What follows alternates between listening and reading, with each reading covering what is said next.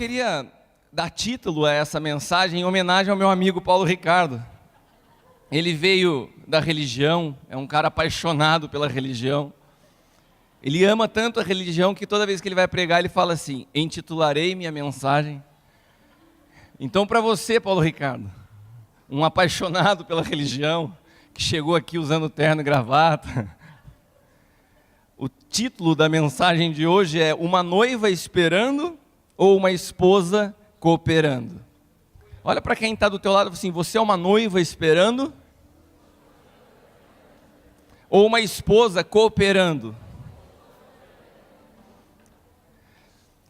Alguém aqui, quantos aqui não são dessa casa? Levante suas mãos. Essa pergunta é para você que não é dessa casa. Quantos de vocês que não são dessa casa já ouviram falar em corte? Alguns não? Corte é um princípio que nós resolvemos viver nessa casa, não é imposto, mas nós vivemos isso. E o princípio da corte é o seguinte: um relacionamento entre homem e mulher é gerado, quando se quer estabelecer isso como um propósito de vida, é gerado no espírito e não na carne. Então, as pessoas que têm interesse umas pelas outras dentro dessa casa, elas estabelecem um padrão onde elas não se tocam, não tem beijo, não tem abraço, não tem amasso até casamento. Repita comigo: o padrão é alto, o nível está subindo. Isso não é imposto. Agora, quando você decide ir para um padrão mais alto, quando você decide mergulhar em níveis mais profundos, há um preço a ser pago. E esse preço tem que encontrar pessoas dispostas a pagar. E é interessante que quando as pessoas fazem corte nessa casa, elas fazem com um propósito, tem que ter uma data para se casar.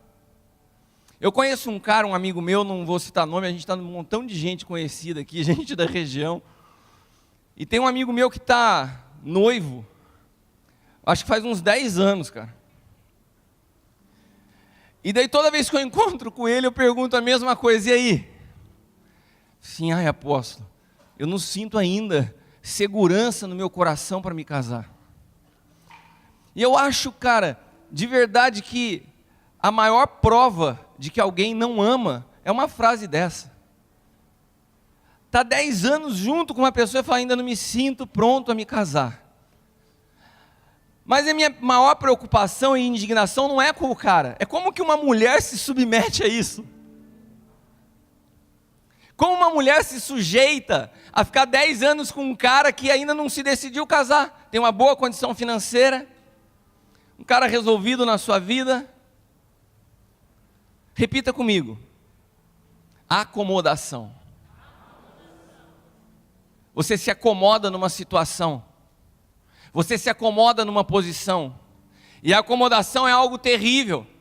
Sabe por quê? Porque quando a acomodação vem, ela leva você a antecipar etapas para que você possa usufruir dos benefícios do casamento, sem assumir a responsabilidade de um pacto e de uma aliança.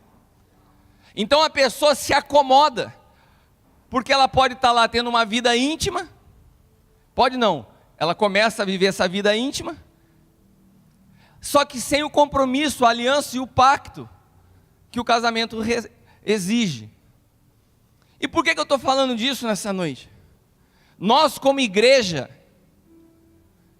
eu poderia dizer igreja no mundo, corpo de Cristo, nos acomodamos com a posição de noiva, e achamos, e tem tanta coisa de resgatar a noiva, de não sei o que lá da noiva, de limpar a noiva, de preparar a noiva. Meu irmão, eu quero te dizer uma coisa: se você está esperando o noivo, o teu lugar não é a igreja, porque o noivo que era esperado, ele chegou em Pentecostes, quando Jesus falou: eu vou, mas eu enviarei outro Consolador que estará com vocês todos os dias. Ali foi o cumprimento de uma palavra, e o Espírito Santo veio, e tomou, e entrou, e possuiu, e fez habitação e morada em cada uma das pessoas, de maneira que, hoje em dia, aquele que vive uma vida de intimidade com o Espírito Santo não pode se chamar de noiva, tem que se chamar de esposa, Porque a esposa tem intimidade, a noiva não pode ter intimidade. Se uma noiva tem intimidade, ela está fazendo um rompimento de lei.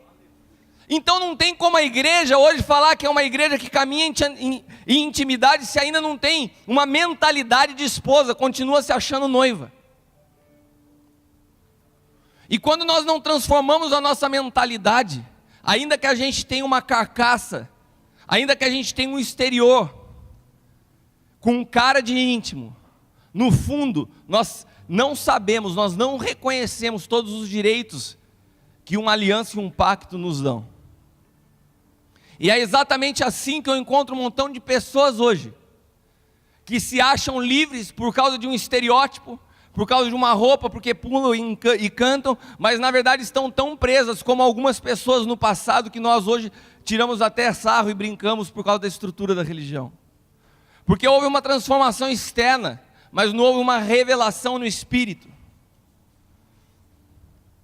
Quando nós entendemos esse princípio, nós entendemos o papel de esposa, nós conseguimos entender melhor as relações dentro de um ambiente de família. Nós conseguimos entender o papel de um filho e um papel de pai. Sabe por que batem tanto na gente quando a gente fala de paternidade? No Luiz batem menos, porque quando a pessoa atinge uma expressão a nível nacional, mundial, como a graça que está sobre ele para produzir isso, poucas pessoas têm a coragem de bater, mas na gente que é pequenininho, o povo bate, já estão falando de paternidade.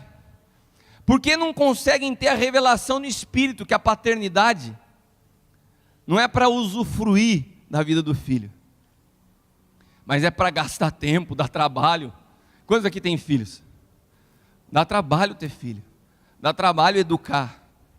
É um trabalho que é feito com amor, com prazer, mas dá trabalho. Quando você entende essa mente, você sabe que o que vem depois tem que sempre ir além. Por isso, o papel de um pai é lançar e não projetar. Repita comigo, o papel de um pai é lançar e não projetar. Sabe qual a diferença de projeção e lançamento? A projeção está vinculada a uma imagem. E tem filhos hoje que buscam pais que possam levar a projeção a ele, ao seu ministério.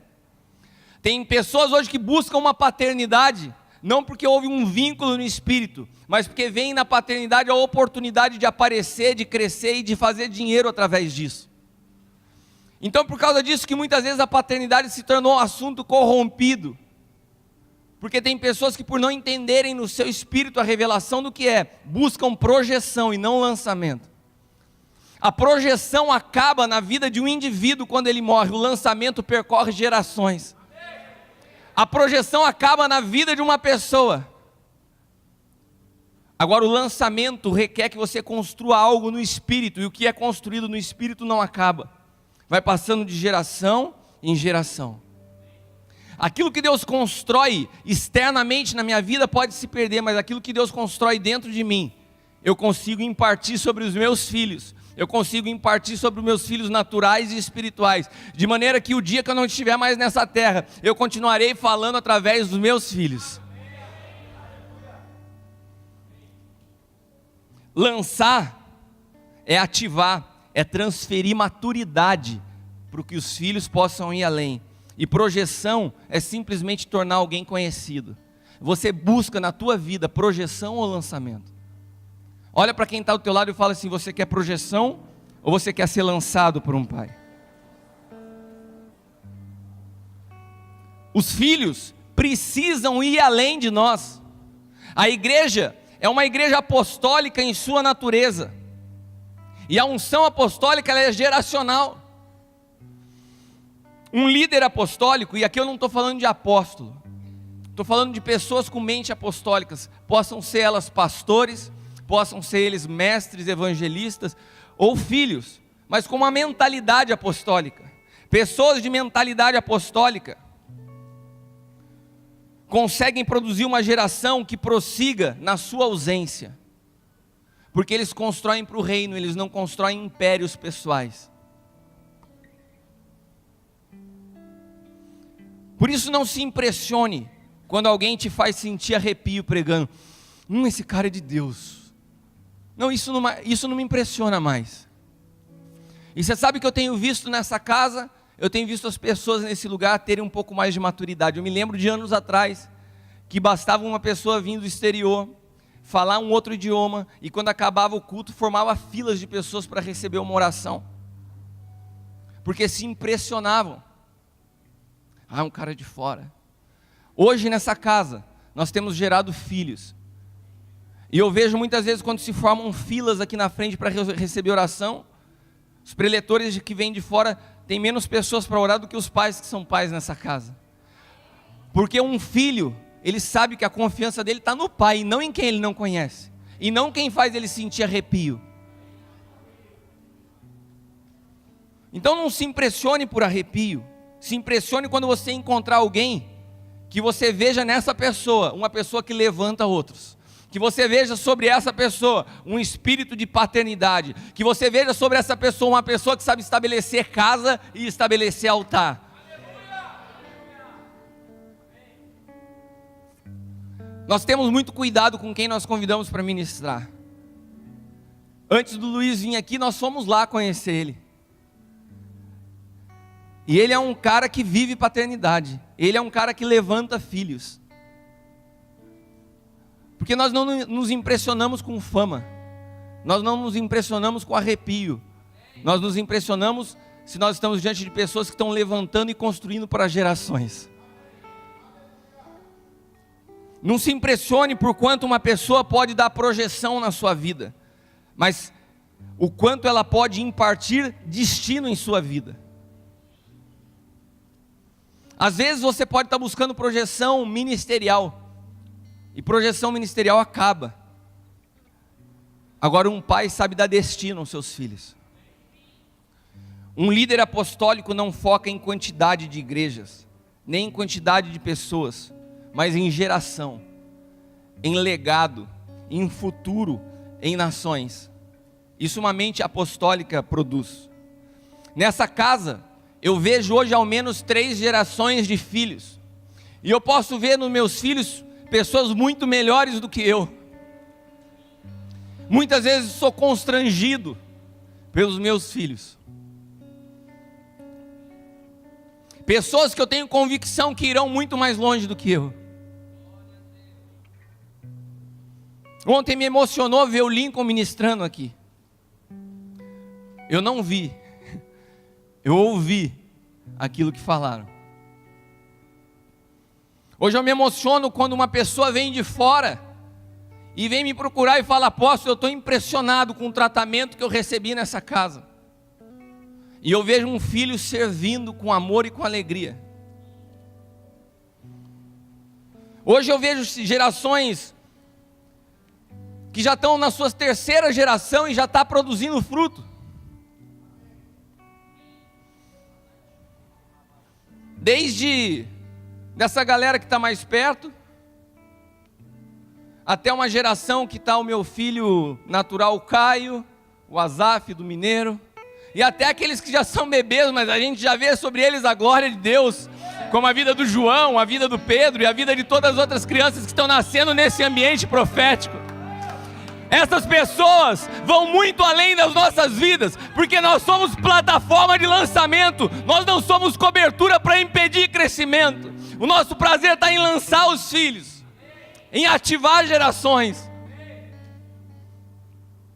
Tem muitas pessoas com projeção muito cedo, e isso traz ilusão. Quando você é projetado muito cedo, acaba tendo ilusão com a fama, não tem maturidade para entender o que é reino de Deus, e não consegue entender que no reino de Deus você deve agir, ser e ter o coração como de uma criança. E vocês me perdoem, mas hoje eu já estava chateado no almoço. Eu estava falando para o Luiz, estava falando para o Vitor, tudo que eu escrevi para ministrar já foi dito nesse lugar. Se eliminasse a minha palavra não faria falta.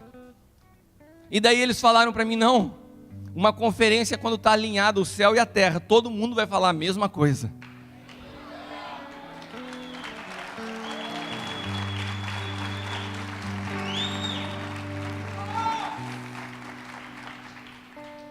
Abra sua Bíblia em Mateus capítulo 18.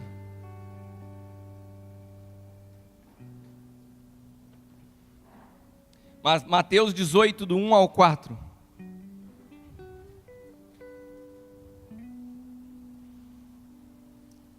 Naquela mesma hora chegaram os discípulos ao pé de Jesus, dizendo: quem é o maior no reino dos céus? E Jesus, chamando um menino, o pôs no meio deles, e disse: em verdade vos digo que se não vos converterdes e vos fizerdes como meninos, de modo algum entrareis no reino dos céus.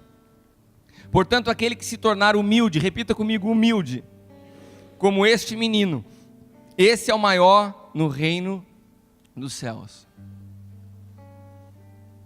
Quando o Senhor começou a me falar a respeito de viver o reino e transformar a terra, que é o tema dessa conferência, a primeira coisa que eu ouvi do Senhor foi: para se viver o reino tem que ter o coração de uma criança.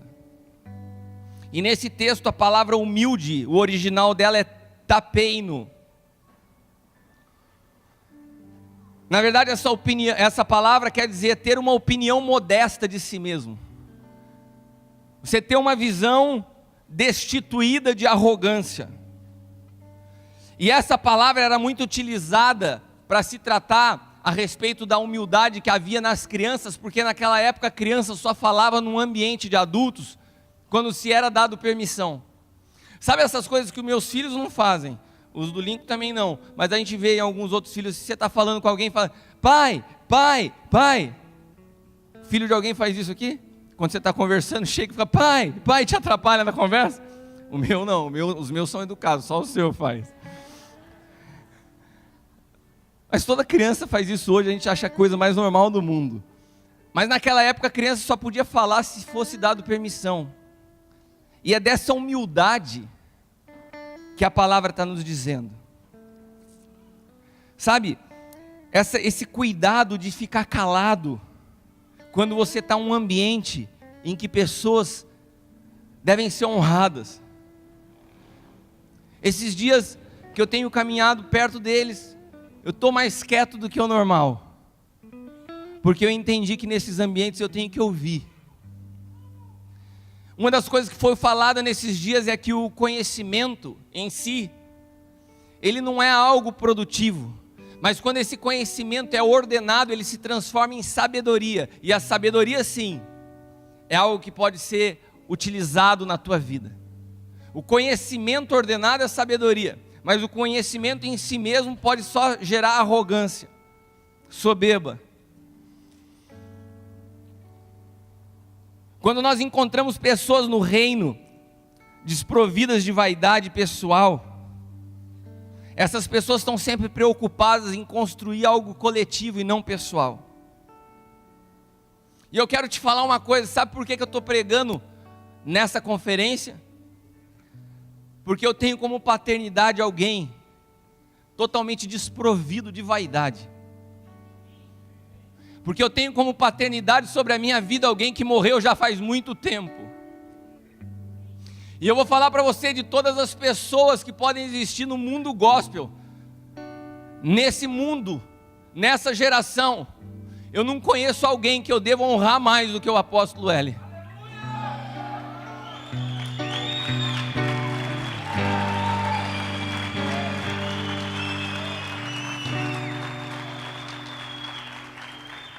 Alguém que nunca se relacionou com ninguém por interesse pessoal, mas por propósito. Que ama aqueles que ninguém ama e paga um preço caro por isso.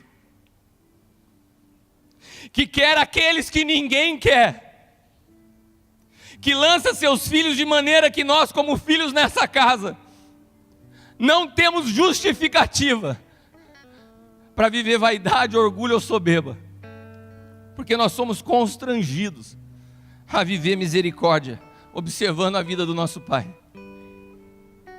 Eu vi ao longo da minha caminhada com Ele, de mais de 20 anos, todas as vezes que na época que nós vivíamos uma estrutura um pouco mais religiosa e tinha conferência anual das igrejas, e nessa conferência anual das igrejas tinham sempre os pastores que estavam na marca do pênalti, esse aqui vai ser excluído, isso aqui não serve mais para nada. Daí quando já estava na marca do pênalti para chutar o cara para fora, o apóstolo Hélio chegava e falava assim: eu quero esse aqui, eu cuido. Isso não aconteceu uma, isso não aconteceu duas, isso não aconteceu três, aconteceu várias vezes. E eu não vou te falar a maioria, mas todos eles, depois de um tempo de cuidado, ainda saíram falando mal. Eu nunca vi ele abrir a boca para se justificar. Eu tenho um exemplo dentro da minha casa, do meu convívio, porque além de meu pai espiritual, é meu sogro, do que é misericórdia, do que é ver nas pessoas o que ninguém vê, do que é olhar para você e todo mundo fala: esse cara é uma tranqueira. Ele fala assim: não, esse cara na mão de Deus é algo tremendo. Você sabe o que é ter uma conferência nessa casa, com um cara hoje, a gente não se preocupa com isso, mas com um cara que atrai pessoas para vê-lo, como é o caso do Luiz Hermínio, e o cara ficar sentadinho no banco dele e não abrir a boca e falar uma coisa. Você viu o nome do apóstolo Hélio no congresso? Você viu o nome dele em algum folder? Você viu o rosto dele no Facebook?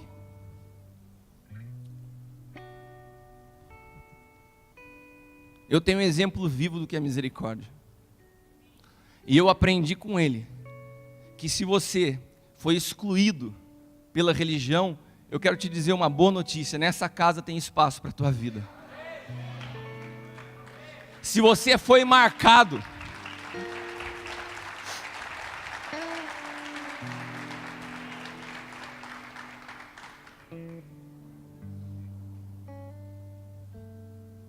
se você foi marcado por pessoas como marcam um gado, se você foi estigmatizado pelo teu passado ou pelo teu pecado, eu quero te dizer que você encontrou um povo que tem buscado viver a palavra, que você encontrou um povo que entende que no reino não existe isso, porque se no reino fosse assim, não havia oportunidade para Davi, porque se o reino fosse assim, Pedro estava fadado ao fracasso, assim como Judas.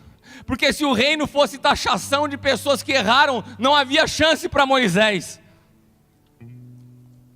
Mas infelizmente hoje, as maiores marcas que os cristãos trazem de dentro da igreja. Por pessoas que não entendem o que é reino de Deus. Eu desafio qualquer pessoa dessa casa a levantar a mão e falar: não recebi misericórdia nesse lugar. Não recebi honra nesse lugar.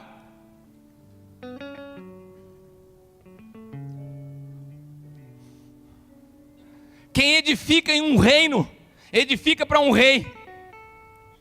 E se eu edifico para um rei, não importa a minha opinião, importa a dele. E se ele fala que todos que vier a ele, de maneira alguma ele lança fora, eu, nem você temos direito de excluir ninguém dessa história. Ninguém. E eu não devo atrapalhar quem está edificando. Eu nunca vi na minha vida tanta gente crítica como nos dias atuais. Tanta falta de misericórdia, tanto legalismo, tanto juízo para tratar as pessoas que estão no mesmo lugar, no mesmo corpo. Sabe quem mais bate na igreja nos dias de hoje?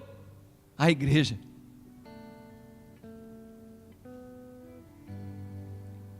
Abra sua Bíblia no Evangelho de Mateus, capítulo 18. Mateus 18, do 23 ao 35. É um texto que todos nós conhecemos, mas eu creio que nessa tarde o Espírito Santo quer extrair algo dessa mensagem para as nossas vidas. Por isso o reino dos céus pode comparar-se a um certo rei que quis fazer conta com seus servos. Começando a fazer as contas, foi-lhe apresentado um que lhe devia 10.000 talentos. Não tendo ele com que pagar, o seu senhor mandou que ele, sua mulher e seus filhos fossem vendidos, com tudo quanto tinha, para que a dívida lhe fosse paga. Então aquele servo, prostrando-se, o reverenciava, dizendo: Senhor, seja generoso para comigo, e tudo te pagarei. Então o senhor daquele servo, movido de íntima compaixão, soltou-o e perdoou-lhe a dívida. Saindo, porém, aquele servo encontrou um dos seus conservos, grifa na sua Bíblia essa palavra conservo, que lhe devia 100 dinheiros, e lançando mão dele, sufocava-o, dizendo: paga-me o que me deves. Então seu companheiro, prostrando-se aos seus pés, rogava-lhe, dizendo: seja generoso para comigo, e tudo te pagarei. Ele, porém, não quis, antes foi encerrá-lo na prisão até que pagasse a dívida. Vendo, pois, seus conservos o que acontecia, contristaram-se muito e foram declarar ao seu senhor tudo o que se passara. Então o Senhor, chamando à sua presença, disse-lhe: servo malvado, perdoei toda aquela dívida porque me suplicaste. Não devias tu igualmente ter compaixão do teu companheiro, como eu também tive misericórdia de ti? Indignado, o seu senhor o entregou aos atormentadores, até que pagasse tudo o que lhe devia. Assim vos fará também o meu Pai celestial, se do coração não perdoardes cada um a seu irmão as suas ofensas. Esse texto da palavra está nos dando um padrão de relacionamento no reino de Deus. Um padrão para nós nos relacionarmos dentro do reino um com os outros. A palavra conservo no original é sundolo. Essa palavra sundolo significa aquele que é servo juntamente com outros e juntos servem ao mesmo mestre. Preste atenção, eu vou repetir isso a você.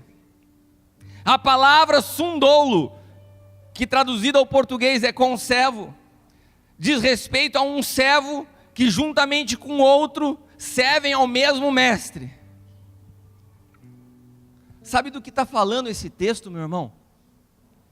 Está falando da igreja, de alguém que serve ao mesmo Senhor. Quantos aqui servem ao mesmo Senhor que eu? E daí o Senhor vem e me perdoa da minha dívida.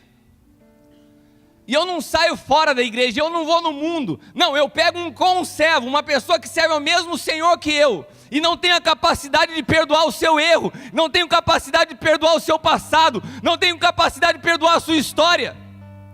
Esse tipo de pessoa que age dessa forma, diz a palavra, que é lançado na mão dos atormentadores. Sabe por que tem muito pastor atormentado? Porque não sabe entender o que é reino de Deus e julga as pessoas por um pecado que já foi perdoado.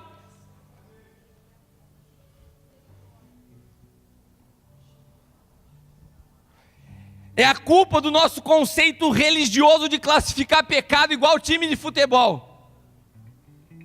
Primeira divisão, segunda divisão, terceira divisão. Ah, esse pecado é da série A. Não, esse pecadinho aqui é da série B3. A gente classifica pecado igual time de futebol. O quê? O cara está em adultério? Ah, esse cara está na série A dos pecados. Nunca mais pode pregar numa igreja. Não, o cara mentiu. Não, isso daí é da série B2. Pode tocar o ministério, meu irmão. Ora lá, pede perdão e segue a vida. É uma hipocrisia. Eu quero te falar uma coisa. O meu pecado e o teu pecado já foram resolvidos na cruz. Deus não tem problema com pecado. Deus não tem problema com pecado.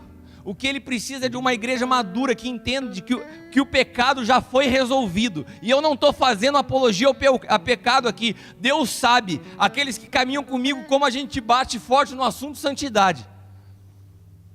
Eu não estou defendendo o pecado não, mas eu estou falando que se esse acidente acontecer sobre a tua vida, tem solução, e essa solução não sou eu que dou, não é o apóstolo Hélio que dá, não é qualquer ministro do evangelho que dá, foi dada por Jesus na cruz.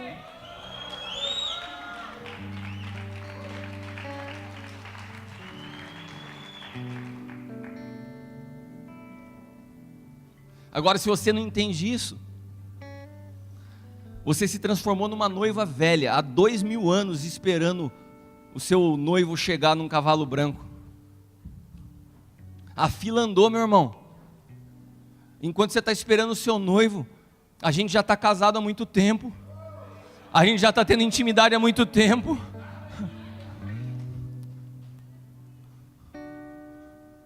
Por que ficar preocupando agora se Jesus volta hoje ou amanhã? Por que essa mensagem de fim dos dias, últimos dias, arrebatamento? Meu irmão, isso é mensagem de crente carnal. Eu sei que eu vou ouvir por causa disso, mas não é uma heresia. Porque aquele que vive com o Espírito Santo não está preocupado se é hoje ou se é amanhã. Eu sempre falei isso. Se eu caminho com Ele, se eu tenho comunhão com Ele, se eu tenho intimidade com Ele, eu vivo com Ele na santidade como se Ele voltasse hoje, mas eu trabalho para Ele como se Ele fosse voltar daqui a 1000 anos. Isso não é um problema na minha vida. Isso é uma mensagem para manipular pessoas, para aprisionar pelo medo, para controlar pela culpa. Você não vai para o céu, hein? Meu irmão, eu não estou preocupado em ir para o céu, porque eu fui gerado no céu e Deus me enviou para a terra. Agora eu vou ficar clamando: Senhor, me leva de volta. Não, tem uma obra a ser feita, tem um reino a ser implantado, tem uma sociedade a ser transformada. Eu quero é ficar aqui para a briga.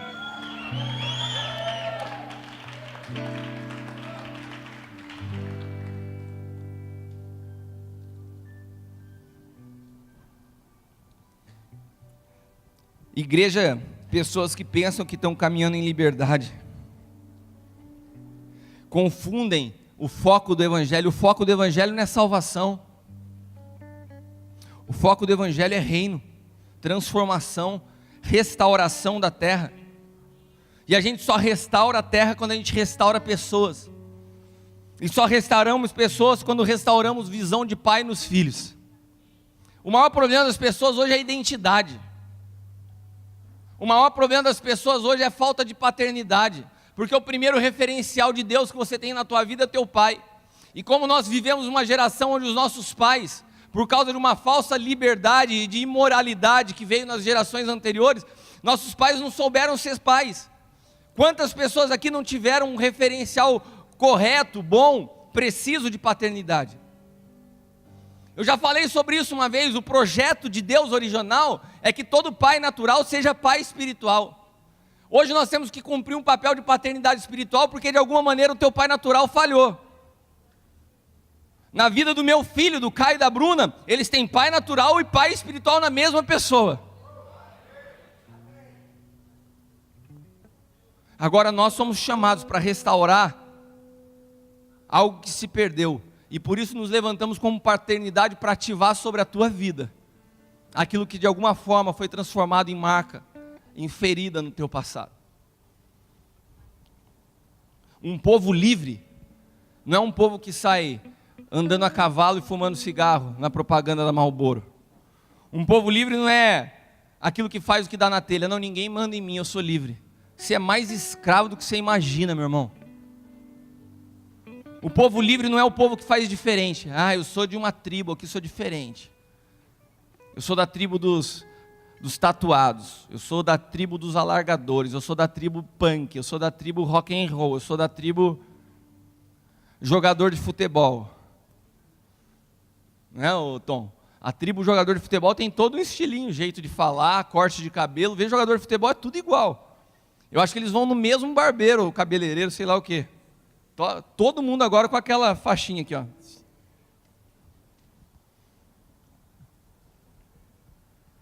Um povo livre não é o que faz o que quer, nem o que faz para uma tribo. O povo livre é aquele que faz o que é certo.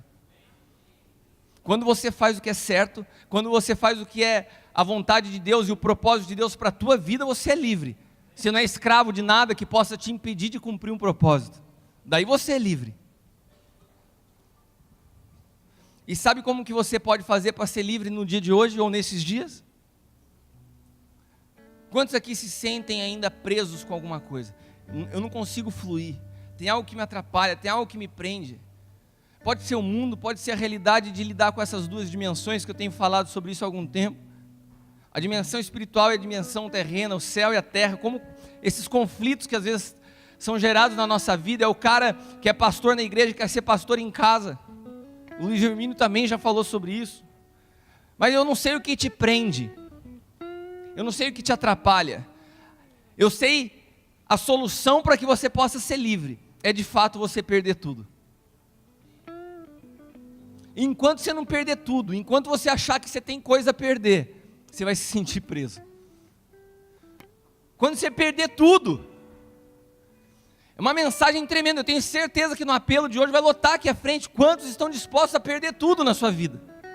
Vai encher de gente aqui, eu conheço vocês, estou vendo o semblante de cada um de vocês. Vocês estão me fulminando com os olhos. Quantos de nós estamos de fato dispostos a perder tudo? Qual foi a mensagem de Jesus para aquele jovem rico? Olha para quem está do teu lado e fala assim, é tudo ou nada, meu irmão. Pegou, agora fala para quem está do outro lado, pegou para o teu lado agora.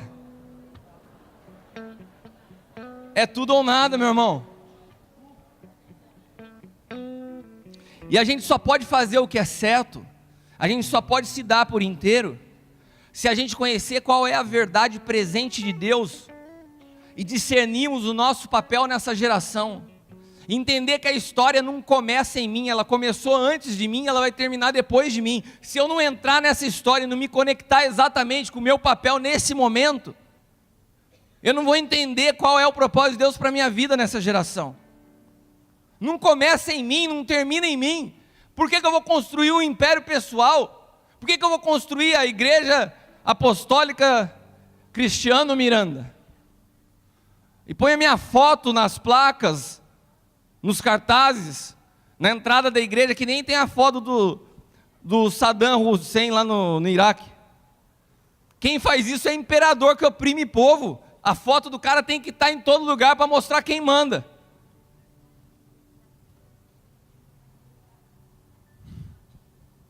Se nós cantamos, importa que ele cresça ou diminua, isso tem que ser verdade na nossa vida.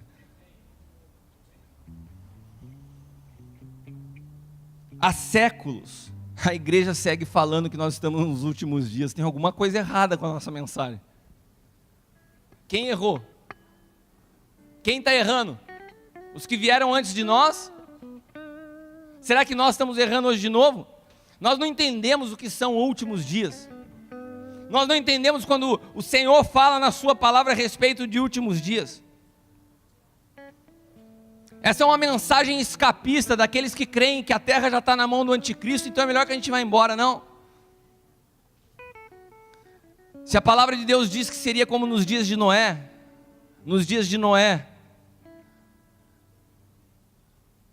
não foram retirados os justos da terra, foram arrancados os ímpios da terra, e os justos continuaram.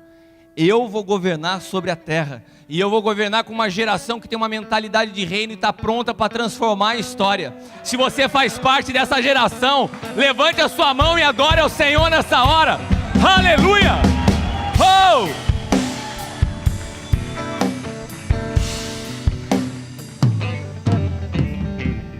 Eu me lembro quando eu me converti que falavam assim para mim, olha, para a faculdade, Deus tem um chamado na tua vida. Vai ser pastor tempo integral, que é outra palavra que a religião criou. Eu sou apóstolo tempo integral, vivo integralmente o evangelho no meu trabalho, na minha casa e quando estou na igreja. Se nós queremos de fato transformar a terra, a gente tem que romper com essa visão escapista, de fuga, de medo, porque a visão do reino se opõe à visão de fuga. A base do reino é governo e transformação, e a base do escapismo é deixa tudo aí que já está tudo ferrado mesmo. Se você está nessa conferência, você precisa entender primeiro o tema dela. Viver o reino e transformar a terra tem que transformar a tua maneira de pensar. Se quando as coisas começam a apertar, você fala assim, graças a Deus que Jesus está voltando e você é arrebatado, e tudo isso vai ficar aí por ti. Ou você rompe com essa cultura, ou você nunca vai ter empenho para produzir transformação na sua vida. Se você não crê que a terra vai ser restaurada, para que você vai se esforçar? Para que você vai colocar a sua cara para bater? Não, é melhor continuar pensando assim mesmo, vamos embora. O último que sair apaga a luz. Uma visão religiosa.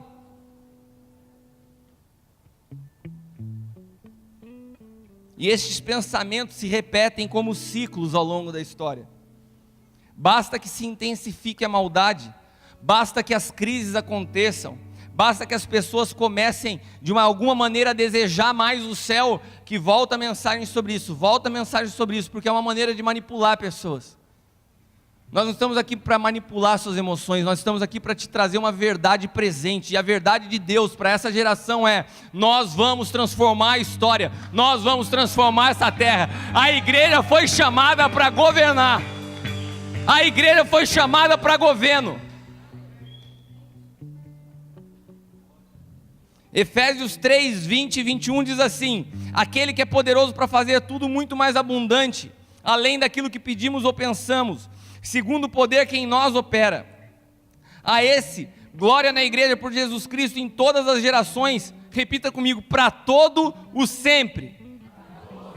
Em todas as gerações, para todo o sempre. Sabe o que essa palavra todo o sempre é no original? Aion. Sabe o que significa aion? Dias sem fim. Deus criou a terra para ser um ambiente onde a sua glória habite por dias sem fim. A terra é eterna, a terra não será destruída. A terra foi criada como uma atmosfera para que o homem pudesse governar e manifestar o céu na terra. Deus não criou a terra para destruir, para levar você de volta para o céu. Deus criou a terra para que Ele pudesse manifestar a sua glória através do homem nesse ambiente. Aleluia, aleluia, aleluia. Oh!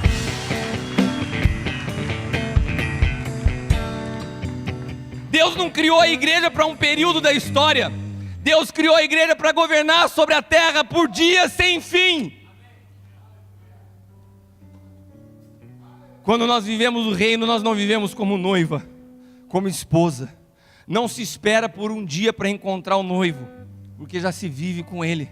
Não fica se debatendo por intimidade, como quem busca uma migalha que está caindo da mesa. Não se busca por uma visitação. Ai, Deus me visitou no culto. Meu irmão, se Deus te visitou, eu tenho uma má notícia. Deus só visita lugares onde Ele não mora. Se você é habitação, Ele não visita, Ele habita dentro de você.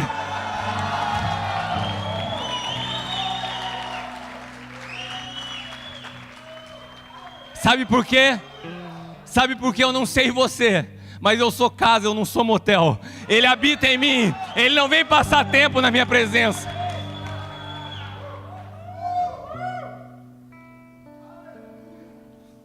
Abra sua Bíblia em Efésios capítulo 5, versículos 23 ao 32.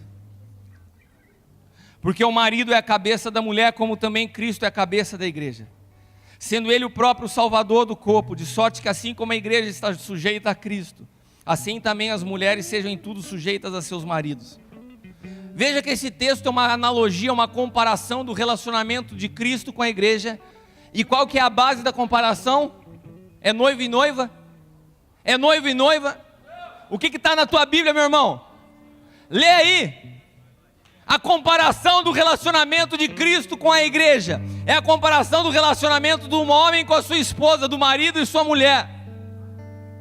Como Cristo é cabeça sobre a minha vida como igreja, da mesma forma, eu sou cabeça num relacionamento com a minha esposa.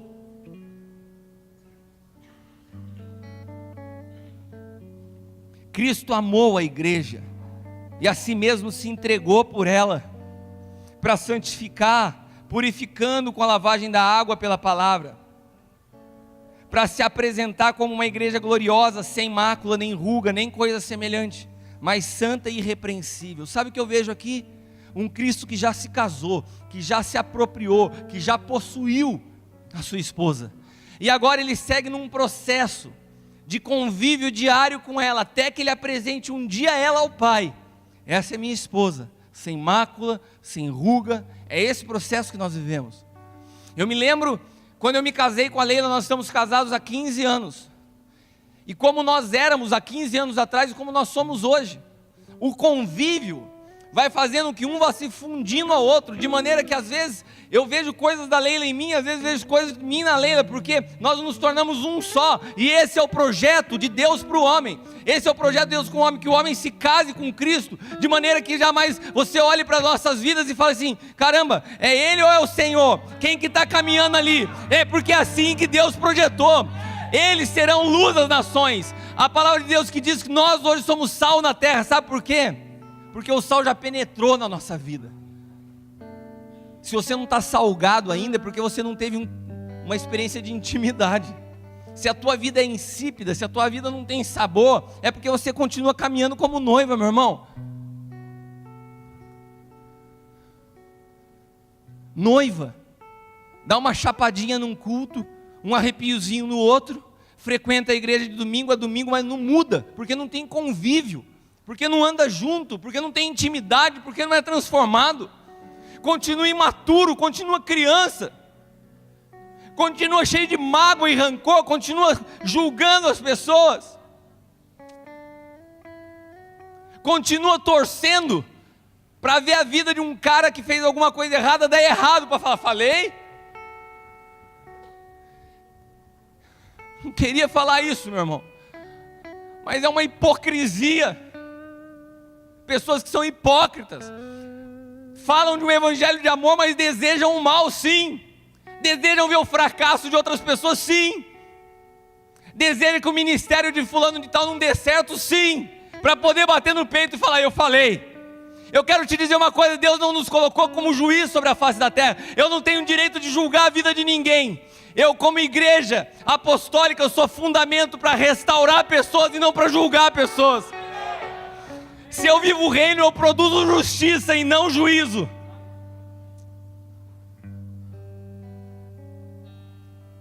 Mateus 7, 21 ao 23. Nem todo que me diz Senhor, Senhor entrará no reino dos céus, mas aquele que faz a vontade de meu Pai. Muitos me dirão naquele dia, Senhor, Senhor, não profetizamos nós em Teu nome? Em Teu nome não expulsamos demônios? Em Teu nome não fizemos muitas maravilhas? Então lhes direi abertamente, nunca vos conheci, apartai-vos de mim, vós que praticais a iniquidade. Meu irmão, nesse texto aqui tem algo especial. Eu já li esse texto milhões de vezes, mas nesse dia eu estava preparando a palavra, e eu achei interessante uma coisa que o Luiz disse, porque é exatamente o jeito que Deus faz comigo. Eu não vou preparar a palavra para ministrar na palavra, eu vou buscar nele e ele me fala a palavra. Todas as vezes que eu busco uma palavra é assim, primeiro ele me dá uma frase, primeiro ele me dá uma inspiração, e depois eu só vou consultar o que ele falou. E nesse dia Deus me fez ir a esse texto e me saltou aos olhos a palavra, nunca vos conheci. Repita comigo, conheci. Esse texto fala novamente que nem todos poderão viver o reino de Deus, amém? Amém? A palavra conhecer aqui usada por Jesus é a palavra ginosco no original. Sabe o que significa essa palavra ginosco? Olha para quem está ao teu lado e fala, você sabe o que é ginosco? É uma expressão judaica para definir relação sexual.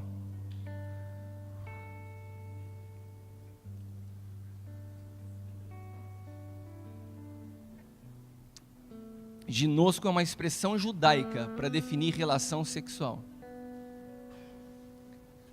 Vai ter um dia que nós todos vamos comparecer diante do Senhor. E nesse dia vai chegar um povo falando assim, Senhor, nós somos a noiva linda, expulsei demônios no seu nome, curei no teu nome. E Jesus vai ver o quê? Você expulsou demônio no meu nome? Curou no meu nome? Preguei nas nações no teu nome, que tremendo, mas eu não te conheci, porque você é noiva, eu não tive relação contigo, eu não tive intimidade contigo. O reino não é para noiva, o reino é para a esposa, que já teve relação de intimidade com o seu esposo. Às vezes a gente olha essa expressão e fala assim, eu não os conheci, e a gente pensa que Deus está falando assim, não, vocês fizeram tudo tão errado, que eu nem me lembro de vocês. Não, Deus está falando, eu não tive relação de intimidade com você, eu não fui teu esposo, você me tratou como aquele noivo, como esse meu amigo que fica enrolando a mulher para se casar há 10 anos. É assim que muitas pessoas vivem dentro da igreja, vão empurrando as coisas com a barriga, vão enrolando a Deus, porque não querem compromisso, querem caminhar pensando com mente de noiva. Desfruta daquilo que um casamento pode estar sem ter pacto e sem ter aliança, porque pacto e aliança exigem responsabilidade, porque pacto e aliança exigem que você se dê por inteiro. Oh! Você está aqui, meu irmão? Você imagina, se eu fosse me casar com a Leila e falar assim, olha, deixa eu fazer um contrato com você aqui. Antes da gente se casar, nem tudo que é meu é teu. Eu não vou me entregar por inteiro. Comunhão de separação total de bens. Nem tudo que é meu é teu. E outra coisa, eu quero poder sair na rua e continuar olhando para mulheres. Eu quero poder chegar na minha casa à noite quando eu voltar do culto, e a hora que você estiver dormindo e ninguém estiver vendo, eu entrar na internet e poder ver uns vídeos de pornografia. Eu quero poder entrar no banheiro e me masturbar sem culpa. Eu quero continuar tendo uma vida do meu jeito. Dá para se casar desse jeito? Se um homem chegasse para você, mulher, e colocasse essas condições, você se casaria? E tem um povo que acha que vive como igreja, mas anda dessa forma. Se relaciona como noiva, porque é mais confortável. Continua na pornografia. Continua sem se entregar por inteiro. Tem arrepio quando fala de oferta. E a hora que eu falei que você tem que dar tudo, você quis me bater. Porque você está confortável na posição de noiva. Agora quando é esposa, meu irmão, quando eu entro numa batalha, quando o meu nome está sendo xingado, a Leila está do meu lado o tempo inteiro. Ela sabe que se algo acontece comigo, acontece com ela, assim como eu sei que se algo acontece com ela, acontece comigo, porque nós somos um. E eu vou falar uma coisa para vocês, eu só estou de pé hoje porque eu tenho uma esposa e não tenho uma noiva. Porque eu tenho alguém que me sustenta em oração, porque eu tenho alguém que mesmo nos dias maus está sorrindo dentro de casa, porque eu sei que tem alguém que produz alegria e intercede pela minha vida, porque eu tenho alguém que entendeu o que é ser uma esposa. Se nós não entendemos o que é ser esposa no dia de hoje, Deus um dia vai nos olhar e vai falar, eu não te conheci, porque você não me permitiu ter relação de intimidade contigo. Você me enrolou por 10 anos, igual o amigo do apóstolo Cristiano. Ele vai te falar isso.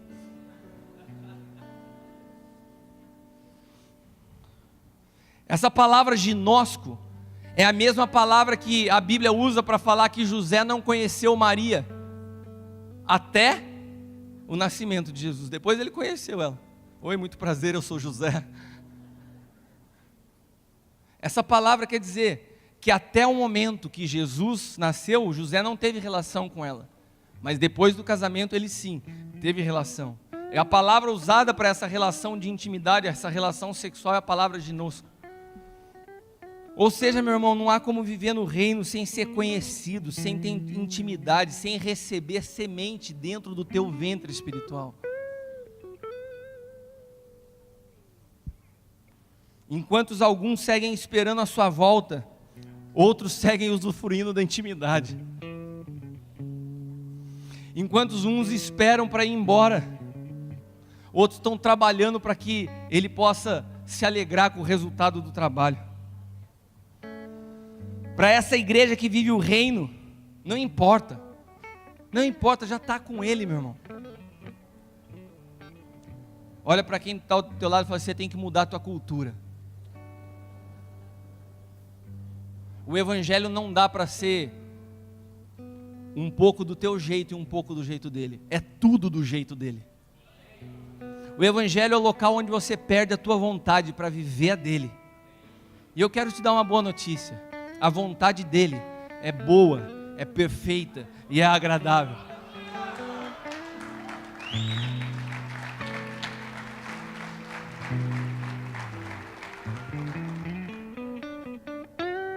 Eu contei para vocês ontem no momento de oferta que a semana passada eu estava ministrando uma palavra com o grupo de adoração sobre entrega. Em cima daquela canção que diz eu me dou por inteiro para te ter por completo. E daí chegou a noite e Deus falou assim, agora é contigo, vamos lá. O que te resta? Olha para quem está do teu lado e fala assim, é tempo de queimar as pontes. Deus escolheu esses dias Preste atenção aqui. Deus quer falar com você. Quero falar para você também que está me assistindo agora ao vivo, que ficou com preguiça de vir à tarde para vir só à noite, não tem problema. Deus vai te pegar aí na sua casa também, não tem jeito de você escapar. Não adianta ir para a cozinha, fica aí. E mesmo você que vai ver essa palavra depois no DVD, você vai comprar o DVD do congresso para ver o Luiz Hermínio e vai estar essa no meio aí. E vai chegar na sua vida. Eu quero te falar uma coisa, que esses dias Deus escolheu para destruir da tua vida o plano B. Olha para quem está do teu lado e fala assim, Deus está destruindo o plano B da tua vida. No reino não tem plano B, meu irmão. Você vai andando e a ponte vai se queimando atrás, não dá para voltar, não dá para olhar para trás, não dá para retornar.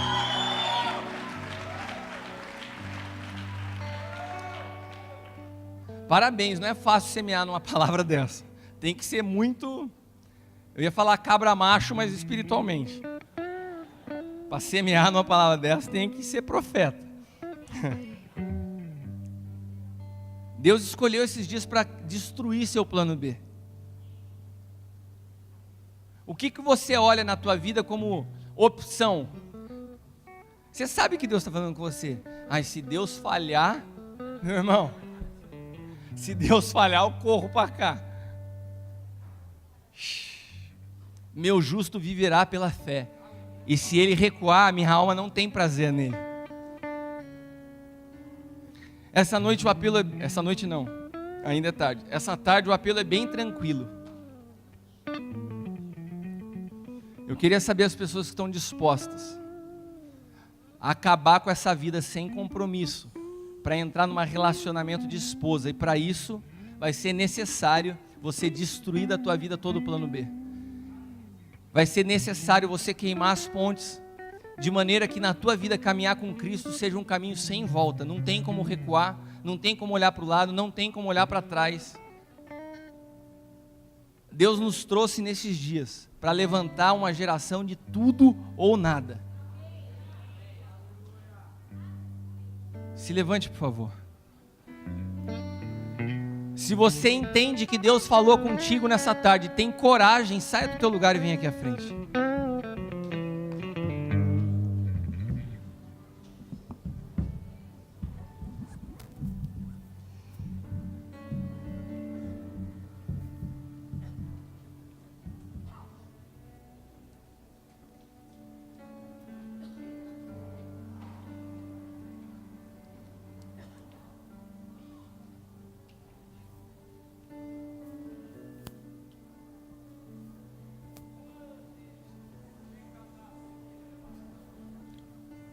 Sabe por que a palavra diz que o verdadeiro amor lança fora todo medo?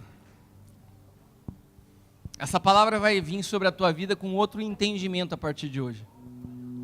Qual é o verdadeiro amor? Você só pode experimentar verdadeiro amor se você se casar com ele. E quando você se casa com ele, todo medo vai embora. E eu quero fazer uma analogia, nesse momento, de uma situação bem pessoal. Mas eu quero expor isso para vocês, não por vaidade, não por orgulho, mas para que vocês compreendam. Eu não tenho dificuldade nenhuma em expor a minha vida, porque eu prego com ela. Se eu tiver um dia que subir no altar e deixar minha vida de lado para pregar, eu rasgo a minha Bíblia, eu quebro o meu iPad. Ou eu prego com a minha vida ou eu não prego. E quando eu prego com a minha vida, eu tenho que pregar com meus problemas e com meus acertos, com as minhas vitórias e com as minhas derrotas. Em todas elas eu tenho que continuar dando fruto. E eu tenho ouvido algumas coisas da Leila esses dias, e eu queria mais uma vez honrar ela, que tem sido impactante para um marido ouvir. Em dias de perda, em dias de dificuldade, em dias de deserto, ela fala para mim assim: amor, eu não me sinto insegura nenhum dia, eu não me sinto triste nenhum dia, eu não tenho preocupação nenhum dia, porque eu tenho segurança no teu relacionamento com Deus. Eu não tenho medo. E vou dizer mais uma coisa que é segredo só entre eu e vocês, e alguns que estão assistindo ali. Ela fala assim: nesses dias difíceis, tem sido os dias tão felizes na minha vida, porque a gente teve que vender um carro, e agora eu ando com você em um carro só para baixo e para cima, e daí eu tenho tempo para falar com você o dia inteiro, e você me ouve. Eu falei: amor, fala baixo, não deixa os outros ouvir que no meio dessa crise a gente está feliz, senão vão pensar que eu não estou nem aí com meus problemas. E quando eu vejo ela me dizer isso, eu entendo que a Bíblia diz: o verdadeiro amor lança fora todo medo. Se você decidir sair desse relacionamento de noiva e se casar com ele, eu quero te falar uma coisa do fundo do coração: nunca mais você vai saber o que é ter medo de algo na sua vida. O couro vai engrossando de uma forma, meu irmão, sua casca vai ficando grossa de um jeito, que quando o inferno se levanta e fala: eu vou destruir sua vida, você dá risada e fala assim: meu irmão, agora o bicho vai pegar e pro teu lado. Você quer arrancar as coisas de mim? Eu vou ofertar primeiro. Você quer tirar de mim? O que você quer tirar de mim? Meu carro? Eu oferto meu carro no altar. Na minha vida você não toca.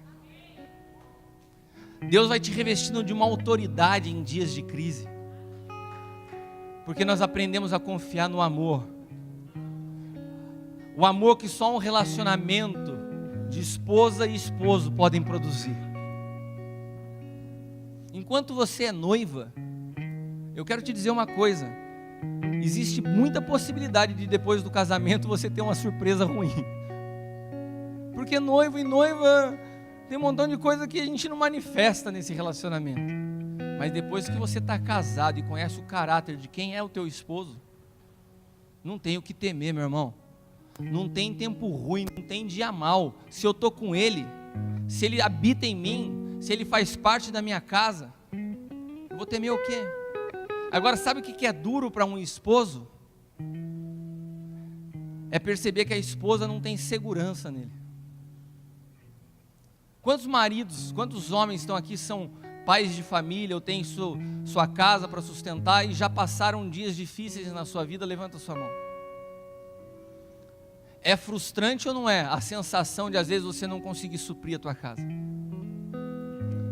Agora, pior do que essa frustração é você ver a sua esposa insegura com você. E o que a gente vai fazer? Se você não fizer, então eu vou passar na frente e eu vou fazer. Você não faz nada, você não está vendo. Cara, é uma goteira contínua na cabeça do marido, uma esposa rixosa, que diz a palavra. E muitos de nós, como igreja, temos nos comportado assim com o nosso Senhor. Você não está vendo, Senhor, a minha aflição? Confia nele, meu irmão. Confia nele. Ele está cuidando da tua vida. Ele conhece cada uma das tuas necessidades. E as minhas, eu tenho certeza que ele conhece, porque são muitas. Mas eu estou seguro nele. Eu estou seguro nele. Eu estou seguro nele. Eu tenho a certeza daquilo que ele vai fazer na minha vida. Eu aprendi a depender dele. E hoje eu posso te dizer que eu sei o que é me dar por inteiro. Eu sei o que é ter ele como tudo. Eu não tenho mais plano B. Estou que nem Daniel na cova.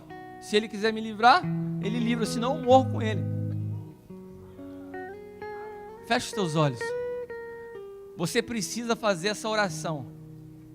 Senhor, se o Senhor quiser me livrar, livra, senão eu estou disposto a morrer.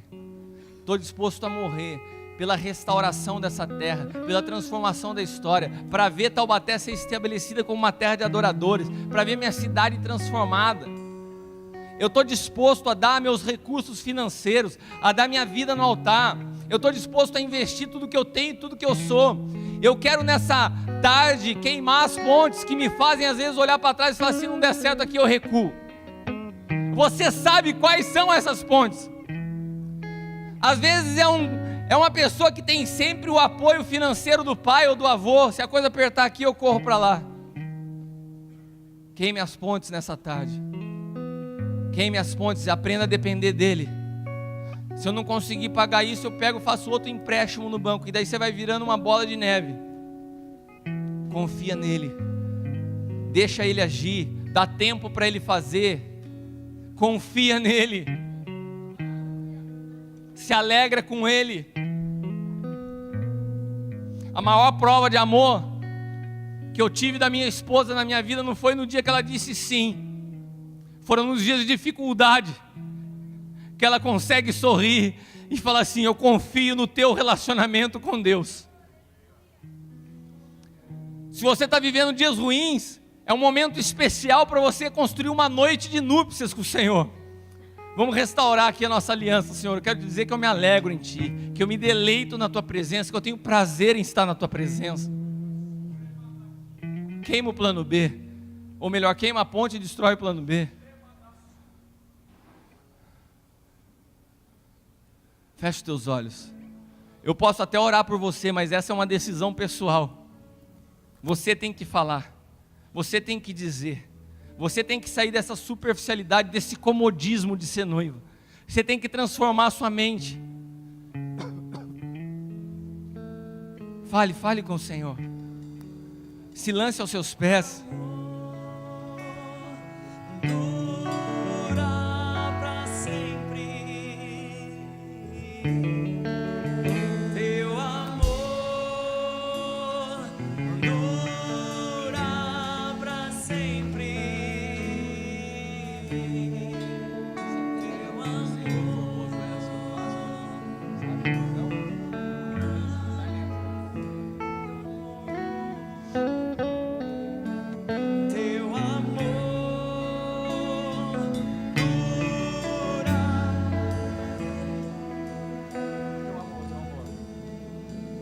Teu amor dura.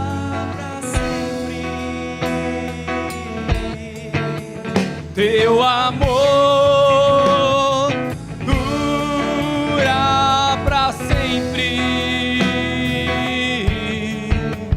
Teu amor dura pra sempre. Senhor, nessa tarde, nós queremos, como esposa, nos sentir seguros no Teu amor. Nós queremos olhar nos Teus olhos, Senhor, porque quando nós olhamos nos Teus olhos, nós somos cheios de confiança. Pai amado, eu sei que tem pessoas nessa tarde que precisam tirar os seus olhos dos problemas, tem que tirar os seus olhos da opinião das outras pessoas. Tem pessoas que foram marcadas, estigmatizadas pela religião. E basta que você consiga, meu amado, olhar nos olhos dele e ver que ele continua acreditando em você. E ver que ele continua te amando. Se houve chance para Gideão, mesmo medroso, com espírito de miséria. Se houve chance para Elias, que também estava louco para ir para o céu, porque não aguentava mais a perseguição da terra. Se houve chance para Davi, que foi assassino e adúltero. Se houve chance para Moisés, que de rei do Egito se tornou fugitivo por medo. Que houve chance para José, que de presidiário se transformou em governante. Se houve chance para Pedro, de alguém que negou o Senhor e se transformou num apóstolo. Se houve chance para esses homens, há chance para mim e para você. O sangue derramado na cruz é poderoso para perdoar toda a classe de pecado, seja da série A, série B ou série C. Teu problema não é pecado, teu problema é relacionamento. Teu problema é sair dessa posição de noiva acomodada e se transformar numa esposa compromissada. É sair de uma noiva que não faz nada para uma esposa que tem um trabalho, uma obra a construir junto com o esposo. Eu não construo nada sozinho na minha vida.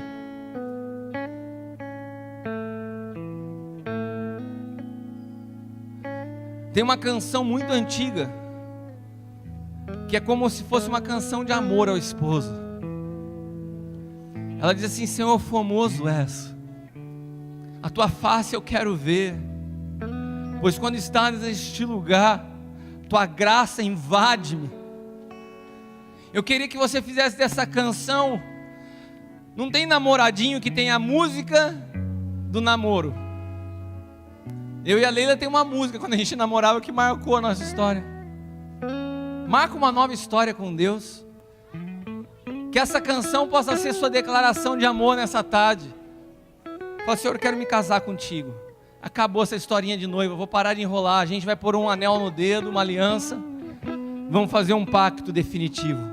Esposo e esposa, casados para sempre.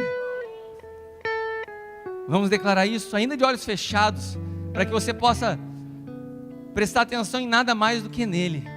E ao Senhor você vê através dos olhos da fé. Por isso é legal que você feche seus olhos naturais. Vamos adorar o Senhor, o nosso amado. Aleluia, aleluia. Senhor, formoso és, tua face eu quero ver, pois quando estás neste lugar, tua graça invade-me,